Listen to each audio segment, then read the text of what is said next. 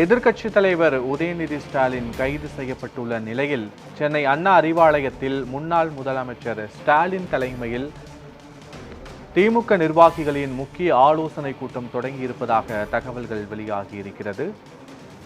முதலமைச்சர் குறித்தும் பெண்கள் குறித்தும் அவதூறாக பேசியதாக எதிர்க்கட்சித் தலைவர் உதயநிதி ஸ்டாலின் கைது செய்யப்பட்டு தஞ்சை மாவட்டத்திற்கு அழைத்து செல்லும் இந்த சூழலில் அவரது கைது குறித்து சென்னை அண்ணா அறிவாலயத்தில் திமுக நிர்வாகிகளோடு முன்னாள் முதலமைச்சர் ஸ்டாலின் ஆலோசனையில் ஈடுபட்டிருப்பதாக தகவல்கள் வெளியாகியிருக்கின்றன.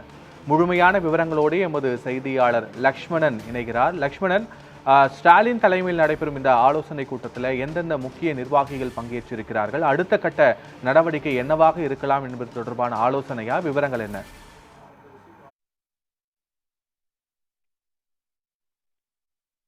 எதிர்கட்சி சட்டமன்ற உறுப்பினர் உதயநிதி ஸ்டாலின் பேசியதற்கு கடும் எதிர்ப்புகளை தெரிவித்து தற்பொழுது போலீசார் கைது செய்து அவரை விசாரணை மேற்கொண்டு வரும் நிலையில் தொடர்ந்து தஞ்சாவூர் அழைத்து செல்லப்பட்டிருக்கின்றனர்.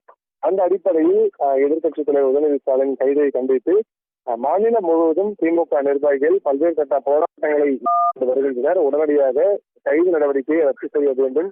மேலும் இதுபோன்று இனி வரும் காலங்களில் நிர்வாகிகளையும் சரி, சட்டமன்ற உறுப்பினர்களும் சரி, கைது நடவடிக்கை செய்யக்கூடாது என பல்வேறு இடங்களில் சாலை மறியல் போராட்டத்தில் ஈடுபட்டு வருகின்றனர்.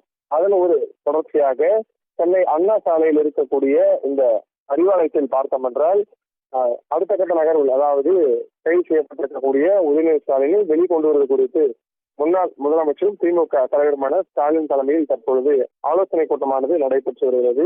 இந்த ஆலோசனை கூட்டத்தில் முன்னாள் அமைச்சர்கள் KN நேரு மற்றும் சுப்பிரமணியன், மேலும் முன்னாள் சட்டமன்ற உறுப்பினர்கள் பரந்தாமன், அதன் தொடர்ச்சியாக துரைமுருகன் உள்ளிட்ட முக்கிய பிரதிநிதிகள் தற்போது பங்கேற்றிருக்கிறார்கள். ஏனென்றால் 9 வழக்குகள் அடிப்படையில் தான் இந்த வழக்கு பதிவானது செய்யப்பட்டிருக்கிறது. அந்த அடிப்படையில் இந்த 9 பிரிவுகளுக்கு செய்யப்பட்டிருக்கக்கூடிய வழக்கு பதிவுகள் முழுவதுமே சட்ட ரீதியாக எதிர்கொண்டு நம்ம சட்ட நடவடிக்கைகள் மேற்கொள்ளலாமா என்பது குறித்துதான் இந்த ஆலோசனை கூட்டமானது தொடர்ந்து நடைபெற்று வருகிறது. ஏனென்றால் கைது செய்வதற்கு முன்பாகவே பார்த்தோம் என்றால் சென்னை உயர்நீதிமன்றத்தில் திமுக வழக்கறிஞர் ரசனை சார்பாக கைது நடவடிக்கை மேற்கொள்ளக்கூடாது என முறையீடு செய்திருந்தனர். அந்த அடிப்படையில் அதனை அவசர வழக்காக நீதிபதி எடுத்துக்கொண்டு மதியம் 12 மணி வரை எதிர்கட்சித் தலைவர் உதயநிதி ஸ்டாலினை கைது செய்யக்கூடாது என நீதிபதியும் தெரிவித்திருந்தார். அந்த அடிப்படையில் அரசு வழக்கறிஞர்கள் மூலம் அதிகாரிகளிடம் அதனை தெரிவிக்கலாம் நீங்கள் என அவர்களுக்கு ஒரு அதிகாரப்பூர்வ அறிவிப்பானது வழங்கப்பட்டிருந்தது.